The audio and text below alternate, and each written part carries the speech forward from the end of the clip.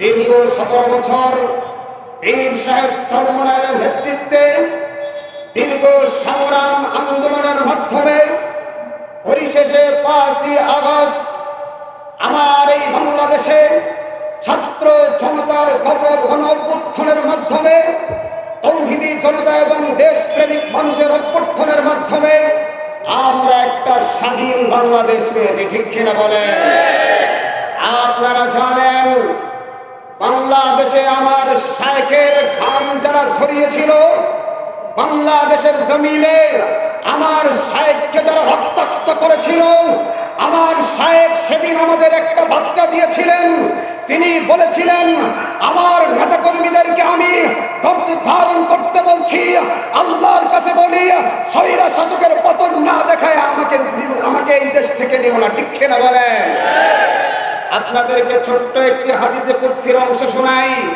বিশ্ব নবী আমার বলেন, আল্লাহ রাব্বুল আলামিন বলেছেন, মান আদালি ওয়ালিয়ান ফাকাদ আযানতুহু বিল হারব। যারা আল্লাহর ওলিদেরকে নিয়ে সমালোচনা করে, আল্লাহর ওলিদের সাথে শত্রুতা পোষণ করে, আল্লাহর ওলিরা নীরব থাকতে পারে, কিন্তু ওই আল্লাহর ওলির আল্লাহ নীরব থাকে না, ঠিক কিনা বলেন?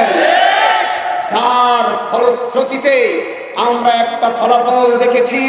যারা এই বাংলাদেশে আলেম ওলামাকে তুচ্ছ-তাচ্ছিল্য করত, যারা এই বাংলাদেশের মানুষকে তুচ্ছ-তাচ্ছিল্য করত, যারা এই বাংলাদেশের মানুষদেরকে নিয়ে ছিনিমিনি খেলতো, আল্লাহ পাক তাদের পদস্খলন ঘটিয়েছে, ঠিক কিনা বলেন? আমরা এবার একটা কথা বলতে চাই, আমার এই সোনার বাংলাদেশ আজ 53 বছর ধরে যারা আঙ্গুল ফলে কলা গাছ হয়েছে, দুর্নীতিতে যারা বারবার চ্যাম্পিয়ন হয়েছে, আমরা তাদের কথা ভুলি নাই। আর যারা বাংলাদেশের সমস্ত প্রশাসন সহ যাদেরকে লীগে রূপান্তরিত করেছে, আমরা তাদের কথা ভুলি নাই।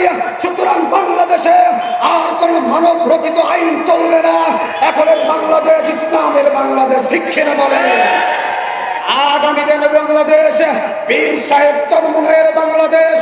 সুতরাং পীর সাহেব চরমনায়ের হাতকে শক্তিশালী করতে হলে ইসলামী আন্দোলনকে এদেশের সংসদে যদি উঠাইতে হয়, আমাদের যদি রক্ত দিতে হয় রক্ত দিব, জীবনটা যদি দিতে হয় কারা কারা তৈয়ার?